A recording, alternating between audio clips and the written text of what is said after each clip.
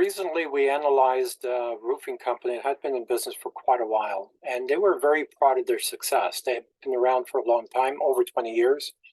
They were doing over $20 million. They were very happy with their success. They were getting a lot of reviews.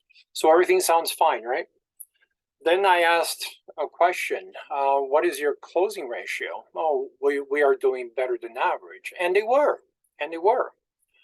But it doesn't, I don't think they understand what the modern business tools are. For example, they quoted $60 million. They quoted $60 million. They closed $20 million, just over $20 million, which means, their closing ratio is around 30%, ranging from 20 to 30%. And they were very happy with that. Then I asked the question, did you pay for those leads? Did you pay for, the jobs you didn't get? Oh, no. We pay on commission. We don't pay for those. What about the leads? What about lost opportunity costs? What about lack of growth? And of course, we pay for the leads we don't get, right? And I asked the question, what are we doing to try and increase our closing ratio? Well, our guys are top notch. You won't find better closers than the people we have. We do training. We do daily training. We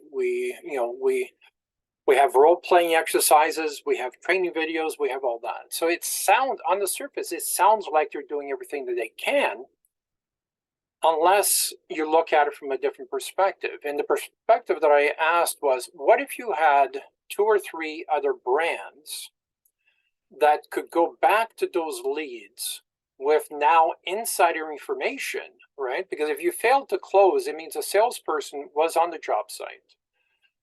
In the house. They know what kind of vehicles were on the driveway. They know how many children, what the dog's name is, how old the house is, what their lifestyle is, and hopefully they did some research and know what their activities on Facebook and so on.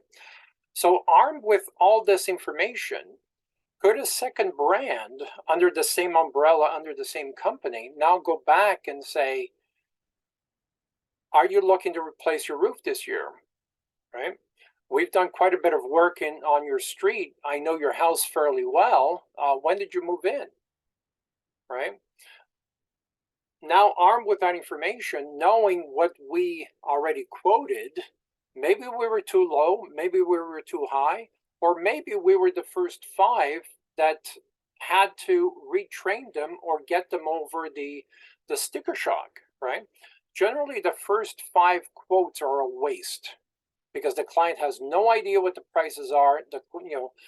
They were talking to a neighbor 5 years ago, and they're comparing what the prices were 5 years ago, and material costs just jumped through the roof. So the client is not living in the real world, so they're thinking about 5-year prices from 5 years ago.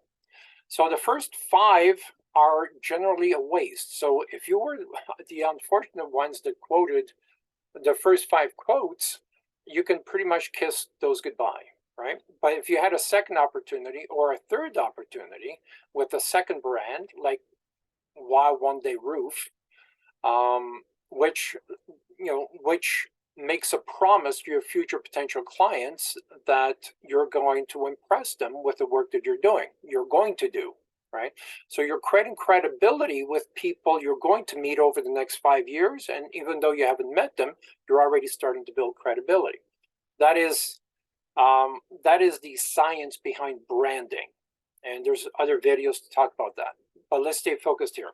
So let's say that you were able to go in with a second brand or a third brand and bring up your closing ratio now to, let's say, 80%, 70 to 80%.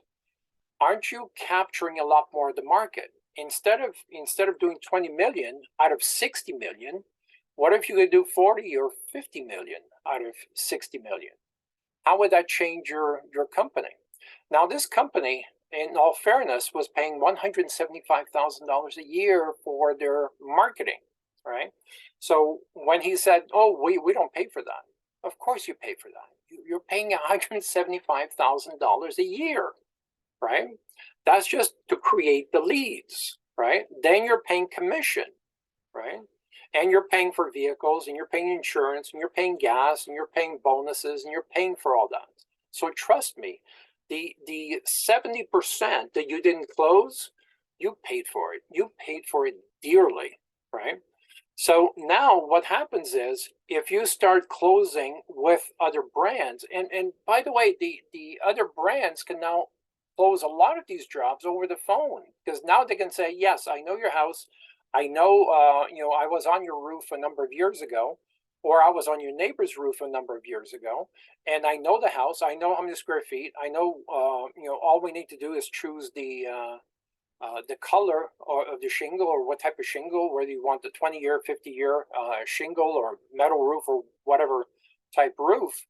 But you can probably get a commitment over the phone before you head out there for the second time. Now it's a new salesperson, it's a new truck coming out there, and now you're closing a lot more deals. Now the client is over the sticker shock. That client's already had 4 or 5 people come through with the price range that should be the right price range, not what they had in their mind. Now they have all that history. Now they know that you know their house, and you've been in business for a long time, and you have a lot of reviews and a lot of credibility and a trust foundation. Now you can close to a 70 or 80% level. That's what I'm talking about. And that's just one of 7 different efficiency tools that businesses should be using today that most companies don't even know about. So an extra 20 million or 30 million on from jobs you already paid for without costing you an extra dime in terms of marketing, I think you should maybe consider that. I would love to hear your questions, comments below. Let's talk again soon. Take care.